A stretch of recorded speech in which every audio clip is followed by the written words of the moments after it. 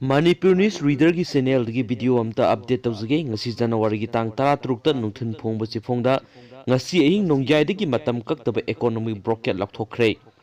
tha asigi tara marida kangpokpida truck driver ama ot naikiba Manipur police ki ASI ama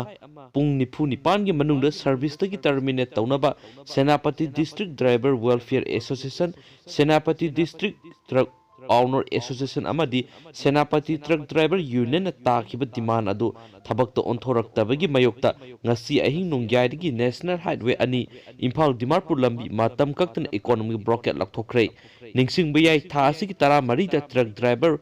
Bale Alexander bukang pokpida nungtil pobokta Manipur Police ki AXI hiktaler na physical harassment tawkiba aduga National Highway mayaimaktada icham chamjaba driver aduda mahaki service revolver na kapna bohona ki hainasu association sing asina maral sikre haina pawsina makatana phungdoragli. Thank you.